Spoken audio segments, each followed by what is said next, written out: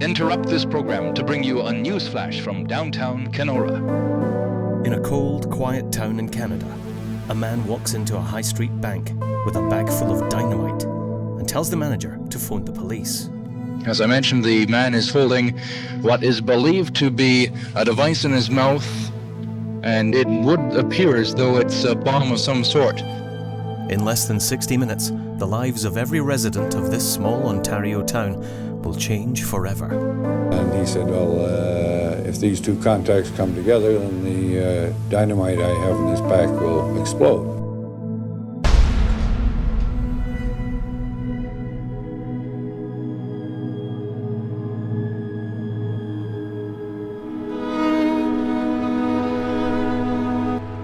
It's April 1973, and in the post-industrial Ontario town of Kenora, a passenger train pulls into the station from the east.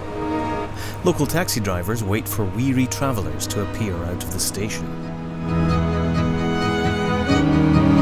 Before long, one stranger to the town, dragging an oversized suitcase, heads towards the row of taxis waiting outside. He asks a waiting driver to take him to a town centre hotel.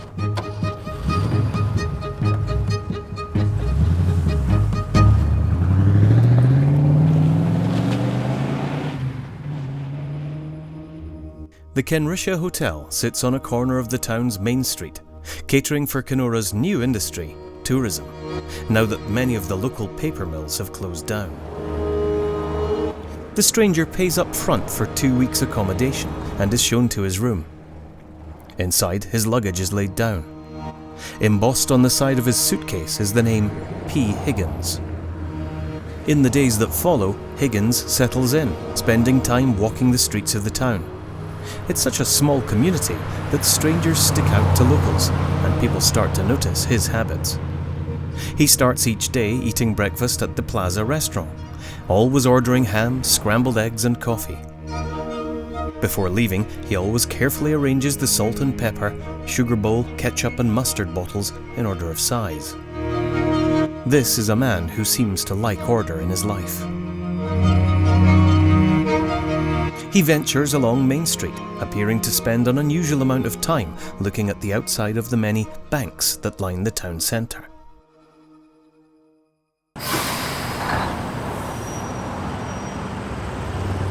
Just as Higgins seems to be getting into a regular Kenora routine, on Sunday the 29th of April, he climbs aboard a bus and disappears from town life, for now.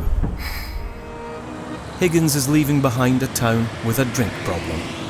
The closure of many of the paper mills has left much of the workforce unemployed, and with unemployment comes alcohol abuse.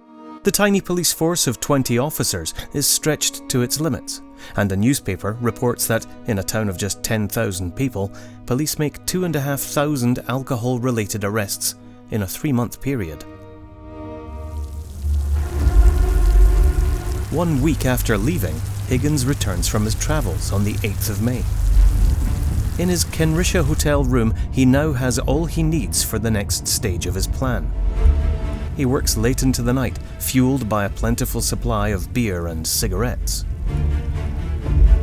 When he's done, he'll have everything he needs to convince any bank employee to give him whatever he demands. Using a clothes peg, electrical wire, batteries, detonators, and sticks of dynamite, he assembles what's known as a dead man's switch. As long as the clothes peg is held open between his teeth or held by his fingers, the dynamite won't explode. If he lets go, kaboom. Good afternoon. It's just approaching 2:45 p.m. Well, let's take a look at the weather. If you look out your windows now, it's a damp, rainy day here in Kenora, but we're going to try to lift your spirits with some music from the hit parade, right after these messages. It's almost 3 p.m. and just a few doors down from the Kenrisha Hotel at the Canadian Imperial Bank of Commerce, manager Al Reid is wrapping up business for the day. Amongst the customers in the branch, local shop owner Bob Ponton waits outside Al's office to discuss a loan. Business has been slack at Kenora Photo, and Bob's hoping to borrow money to keep the business afloat until the summer season brings a much-needed boost. A man, Higgins, wearing a fedora hat and carrying a duffel bag, strides confidently into Al's office and closes the door. In his hand, he holds a clothes peg with 2 wires trailing into the duffel bag. You could see 2 wires from one end, from each of the 2 ends that led down into this pack and that he had strapped to his waist. Higgins calmly tells Al that this is a hold-up, and then, bizarrely, instructs him to phone the police to let them know. Al calls Police Chief Webb Engstrom and tells him that Higgins wants police officers to come to the bank to see that he means business. Higgins tells Al to get everyone else out of the building. Bob Ponton is in the throng of people rushing to get to safety. It's likely that Higgins chose a quiet town to ensure that the robbery would be low-key. What he almost certainly hasn't taken into account is that Bob Ponton has a contract to record local events for a television news channel. Also, a local radio station studio is opposite the bank. We interrupt this program to bring you a live news flash from outside the offices of CJRL Radio.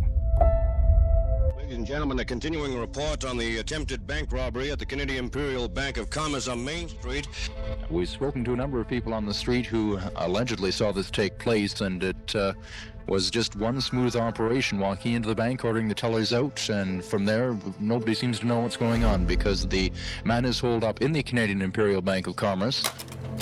With every on-duty officer of the 20-strong police force arriving on scene, Bob races to his shop to grab his camera gear. John, I think we'll stay here just for a few more moments. There are a number of people, Chris, coming down to the area. For heaven's sakes, people, do stay away. Let's not hamper the police department's operation. Please stay away from Main Street. It is not a sideshow.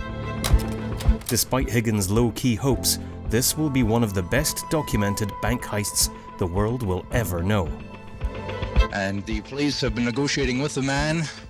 The area has been cordoned off. The passers-by again have been moved back further. And they're just waiting now to see what happens. Back inside, with the teller's drawers emptied, Higgins moves to the bank's vault. He tells Reed to call the police chief and ask for a truck and a driver. Officer Don Milliard is off duty, listening to events unfold on the radio. His phone rings. It's Don's boss, telling him to find a truck and get himself to the bank, where he's going to escort the robber to wherever he wants to go. As I mentioned, the man is holding what is believed to be a device in his mouth, and from all reports, it would appear as though it's a bomb of some sort. In the air, police have commandeered a helicopter, ensuring that they can track the fleeing robber. It isn't long before Officer Milliard weaves his way through the roadblock, heading towards the bank. The van that he's demanded is now sitting outside our station. Milliard walks to the entrance and knocks on the glass door. The door is opening. Officers line up behind patrol cars and on rooftops. Rifle scopes trained on the doors to the bank. The plainclothes detective or policeman has now gone inside. There's no small talk. Higgins hands Milliard a duffel bag that's stuffed full of banknotes. We're just waiting now to see what develops. The man is coming out. He's got a black stocking on his head. He's got 3 duffel bags. But there's confusion outside amongst officers on what to do next. Sergeant Bob Latane has a clear view of Higgins in his rifle scopes. Milliard will later say that he had no intention of getting into the truck, as he was sure he would die. Latane, quickly evaluating the situation, takes the split-second decision to shoot to kill. He trains his scopes on Higgins' heart.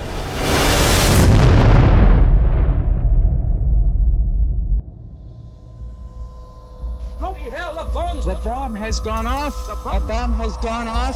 He's been shot. It's gone in front of us. Everything is just rancid.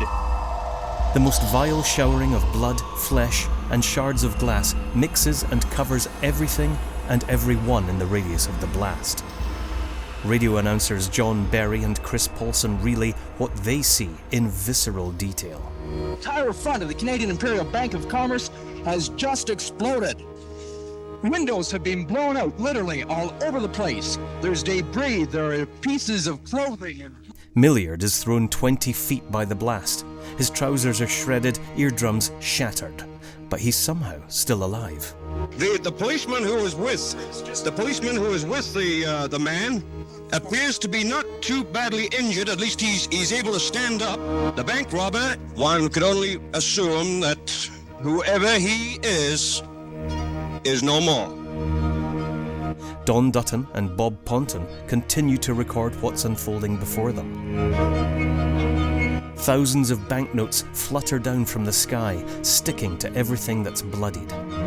The smell of burnt hair, flesh, and gunpowder complete the sensory overload for onlookers.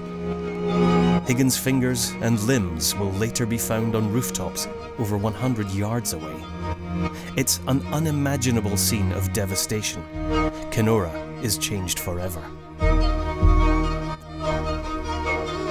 When a dismembered finger is discovered on a distant rooftop, officers take impressions and have them sent for national analysis, without any success. The pieces of his body that are able to be recovered are laid to rest in an unmarked grave. But what was Higgins' plan? How was he going to escape?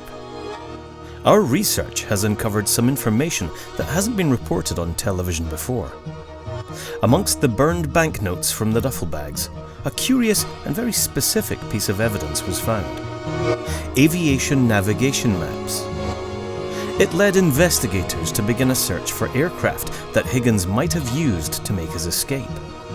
Also among the debris were bags of dehydrated food, suggesting that he was planning to hide away until police and the press lost interest. However, no plane was found, and his escape plan remains a mystery to this day.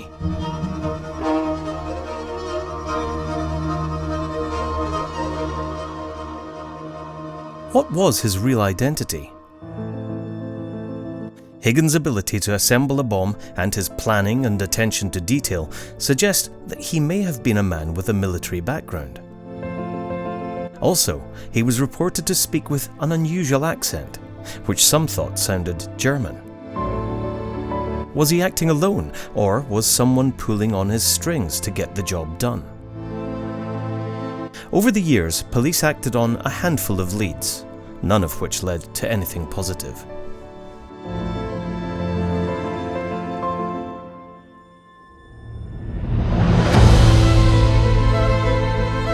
Will we ever find out his identity?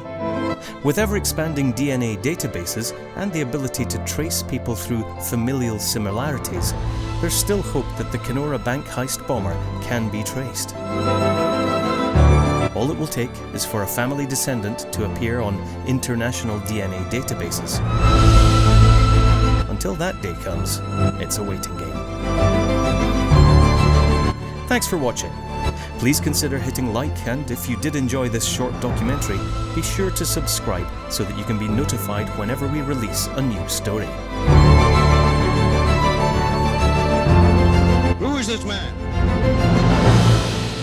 Who is this man who attempted to rob the Canadian Imperial Bank of Commerce? That's a question which will be answered, I've no doubt, shortly.